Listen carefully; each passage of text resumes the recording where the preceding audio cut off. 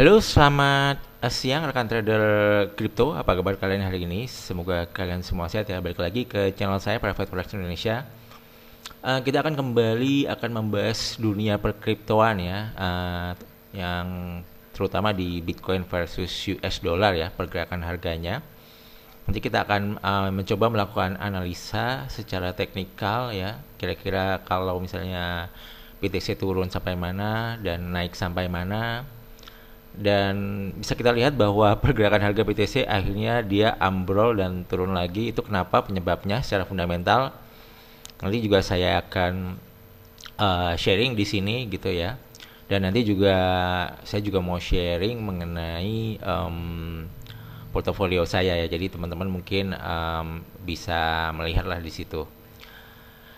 Kira-kira koin-koin apa aja yang saya tampung ya. Oke, tapi teman-teman, sebelum kita mulai pembahasannya di video ini, seperti biasa, saya mau sharing dulu mengenai sebuah produk ya dari designwallet.com ya, sebuah hardware wallet ya. Mungkin teman-teman yang belum pernah mengetahui hardware wallet, jadi saya jelasin dulu di sini. Jadi hardware wallet itu adalah, ini alatnya seperti ini, bisa kita lihat di sini. Semacam brankas ya untuk menyimpan aset cryptocurrency kita agar lebih aman lagi teman-teman. Jadi kayak fungsinya kayak brankas untuk nyimpan surat berharga atau nyimpan uang ya kalau di kehidupan nyata ya. Cuman ini bedanya hardware wallet ini di dunia kripto ya. Jadi itu brankasnya, jadi dia itu lebih aman lagi karena ada nanti akan ada kode-kode yang harus diinput untuk membuka brankas tersebut ya teman-teman.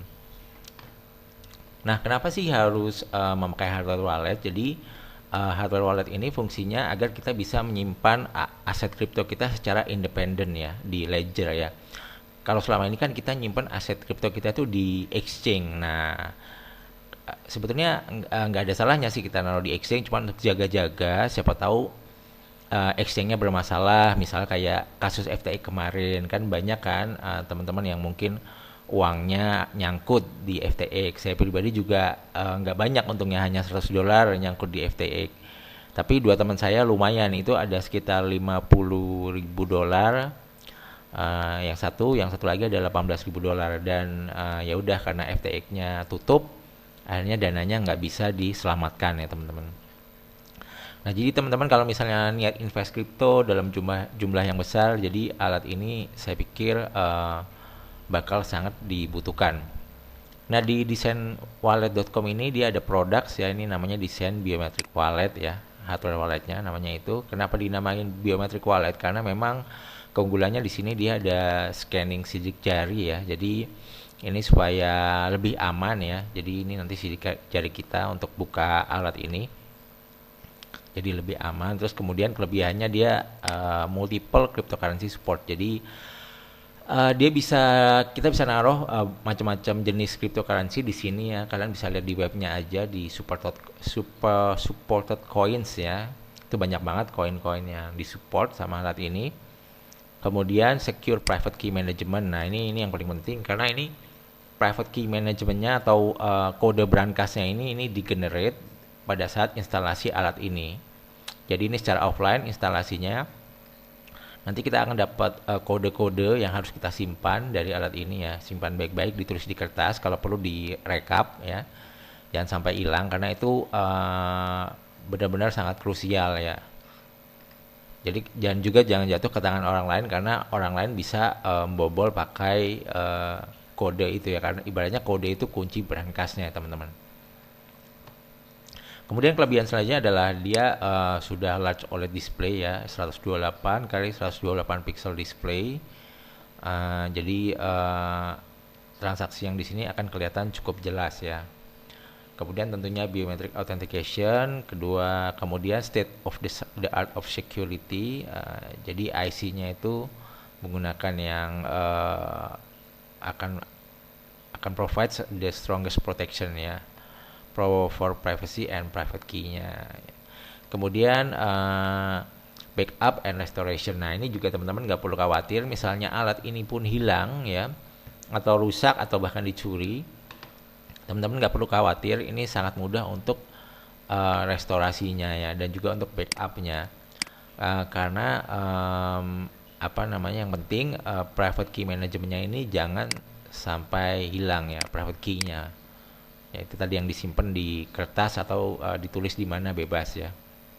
Itu jangan sampai hilang. Nah, buat teman-teman yang penasaran sama alat ini kayak apa sih bentuknya, saya by the way saya udah bikin video unboxingnya. Alat ini dikirim langsung dari Korea Selatan ya. Linknya nanti saya taruh di kolom deskripsi teman-teman ya, kalau misalnya teman-teman berminat untuk melihat alat ini seperti apa. Kemudian juga teman-teman misalnya juga tertarik untuk membeli alat ini ya, ini nanti saya kasih linknya di kolom deskripsi juga ini. Jadi kalau teman-teman beli dari link yang saya kasih itu ada diskon sebesar $30 aja, lumayan. Kalau misalnya teman-teman beli satu alat ya, itu sekitar hampir 500.000 ya. Lumayan lah, bisa buat makan-makan ya diskonnya. Ketimbang teman-teman beli umum langsung dari apa namanya, websitenya gitu tanpa link dari saya, itu harga normal ya $159. Nanti untuk pengiriman nggak usah khawatir, bisa memakai kurir DHL ya teman-teman. Nah, teman-teman di sini juga bisa baca kelebihan-kelebihannya apa aja di sini. Ada Bluetooth, ini free firmware update dan segala macam bisa teman-teman baca di sini. Kemudian untuk pembelian 2 sekaligus ini malah jatuhnya lebih murah lagi. Jadi dari harga umumnya $318 ya, untuk paket beli 2 sekaligus ini menjadi $219 aja. Ini linknya untuk pembelian 2 juga ada khusus ya, nanti ada di kolom deskripsi juga untuk link pembelian 2 sekaligus. Jadi mungkin teman-teman kalau misalnya mau beli alat ini langsung beli 2 sekaligus aja, cari teman atau cari saudara untuk beli alat ini bareng-bareng. Karena ini diskonnya hampir $99 ya teman-teman. Jadi murah banget. Sorry, bukan, maksudnya diskonnya itu lumayan. $99 itu hampir 1,5 juta rupiah ya. Itu bisa buat beli macam-macam ya, 1,5 juta ya. Jadi kalau menurut saya sih tunggu apa lagi. Jadi teman-teman segera pesan aja alat ini. Link ada di kolom deskripsi. Dan semoga dengan adanya alat ini, apa namanya, hardware wallet ini bisa membantu aset cryptocurrency teman-teman supaya menjadi lebih aman lagi ya. Oke teman-teman, mungkin segitu dulu untuk sharing produknya untuk di video ini. Nah, jadi kita lihat pergerakan harga di Bitcoin ini turunnya cukup lumayan ya teman-teman. Kalau kita lihat ini dari harga 22 ribuan, dia turun sampai katakanlah 20.000 ya. Jadi turun hampir $2.000. Artinya dia turun sekitar 10%. Dan ini kalau misalnya di Bitcoin dia turun sampai sebesar ini, biasanya ada news ya. Biasanya. Nah, newsnya apa? Nah, newsnya ini di sini sebentar ya, saya sharing dulu. Nah, ini saya cek di Twitternya Watcher Guru ya. Dia kalau nggak salah posting tanggal 10 ya, ini tadi pagi ya, jam 4 pagi. Jadi Presiden Biden itu mengusulkan, meminta untuk pajak 30% untuk semua listrik yang digunakan untuk menambang Bitcoin. Wah, ini jadi Presiden Biden ini menurut saya ini FUD banget ya. Jadi ini hal yang kurang bagus ya, berita yang nggak bagus. Jadinya mungkin direspon sama market, jadinya akhirnya Bitcoinnya longsor lagi. Atau mungkin Biden ini kalau menurut saya dia ngomong kayak gini supaya Bitcoin longsor dan supaya dia bisa nyerok bawah. Jangan-jangan kayak gitu ya. Ya, ini cuma spekulasi saya aja ya. Jadi intinya kemungkinannya karena berita itu ya. Karena kalau saya lihat dari US Dollar Index di sini malah ini bergerak turun ya teman-teman ya. Ini time frame 4 ya, dia turun.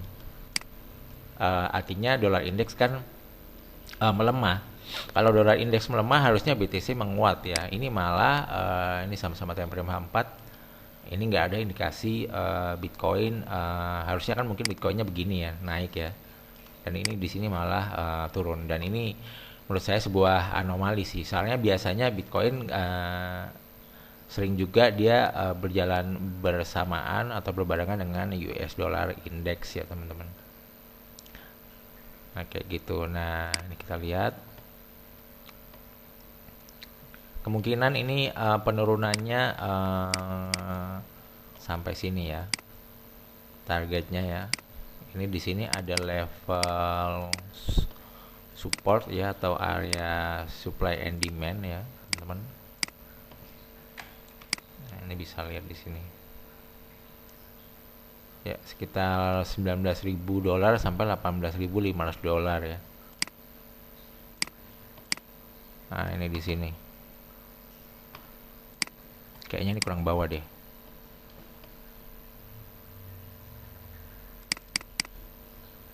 Nah terus next level itu ada di sini kira-kira ya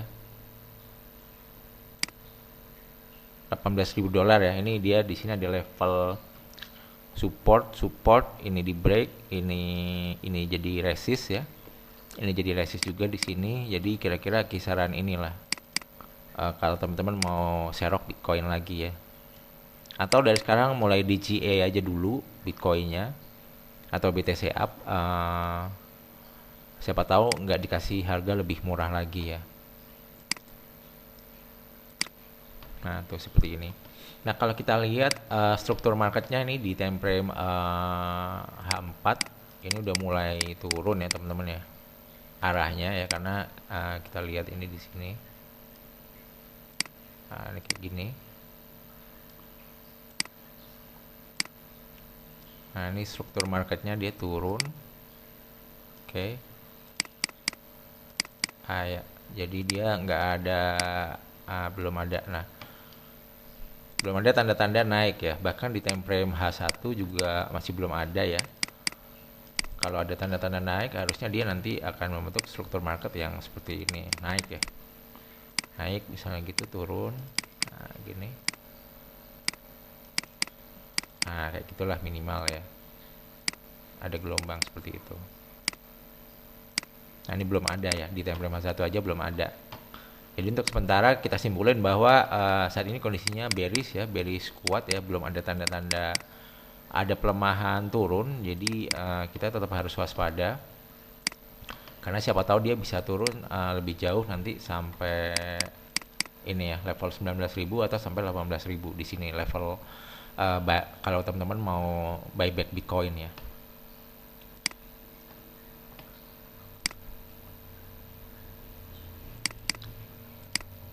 Nah ini di time frame weekly kalau kita lihat dia sudah ada sebelumnya kan ini naik ya struktur marketnya ya. Ini juga harus menjadi titik perhatian teman-teman ya. Ini kan naik ya gini ya. Kita lihat struktur marketnya naik. Nah kayak gini ya. Oke. Kita hapus dulu. Kemudian dia turun gini. Jadi ini di break, ini di break. Nah ini di break, ya. Jadi kalau misalnya nanti dia ada retrace naik ke sini, maka di sini bisa jadi area kuat ya, area seller squat di sini ya. Saya tandain dulu warna merah ya. Nah ini bakalan tempat yang menarik untuk short Bitcoin ya di sini. Kalau nanti naik ya. Nah, ini dia sudah di break apa struktur market naiknya ya. Kemudian ini di break, mungkin nanti dia akan ada retest, bisa aja dia retest ke sini dulu. Nah, ini yang di break nih berapa nih? Kira-kira di sini ya, kira-kira. Oke, daily 21.100 ya teman-teman. Nah, dulu ya. Kira-kira di sini. Ya. 21.400 atau 500 ya. Jadi teman-teman kalau yang mau coba entry shorts ya, short di Bitcoin ya di future ya mungkin. Kalau saya nggak trading di futures ya. Ketika naik di 21.400 bisa coba short, kalau ini break atas teman-teman bisa cut loss ya. seperti itu. Terus kemudian saya mau sharing juga ini ya, spot wallet saya ya, ini di sini ya. Saya nggak trading futures ya. Saya masih stok Bitcoin ya. Di sini ada $2.800 estimasi asetnya. Ini turun ya karena dia longsor. BTC up. Saya juga beli. Kemudian saya masih ada USDT. Kemudian ada Shiba, nggak beli banyak. Mungkin nanti ini saya mau beliin lagi USDT-nya. Mau beli Shiba, Doge, Cardano, Solana. Di sini ada AVAX, FTM, Mana, Sun, GMT ya. BNB nggak ada, cuman itu doang. BUSD nggak ada. Nah, jadi inilah portofolioku ya. Beberapa aset ada di Indodax ya, Bitcoin belum saya kirim di sini. Saya juga masih ada aset Bitcoin di Indodax. Jadi belum saya kirim teman-teman. Nah terus kalau misalnya Bitcoin naik ya, yaitu tadi yang saya bilang. Ya, ini di level ini jadi krusial sekarang ya, karena ini di break. Saya nggak nyangka kalau ini bakalan di break karena ini sebelumnya struktur marketnya up ya. Bisa kita lihat dia di break seperti ini, artinya sekarang struktur marketnya down ya. Ini tadi penarikannya based on TF weekly ya. Ini sementara kita lihat di time frame daily.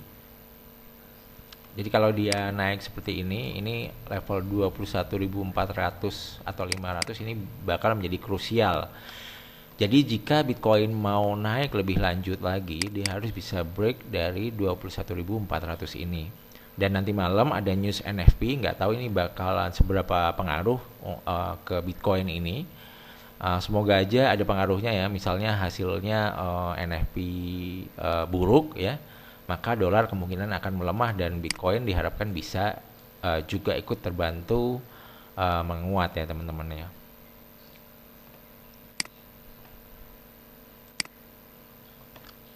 Nah ini banyak ini levelnya ya.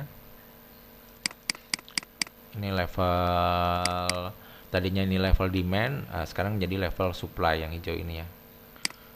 Nah itu, dan itu tadi sih. Jadi ternyata ini di luar dugaan saya juga ya. Kemarin waktu itu saya bilang, saya ke ini lagi. Waktu itu saya bilang di time frame only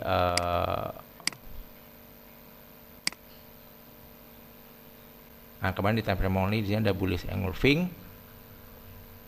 dan saya bilang ini bakalan lanjut naik lagi.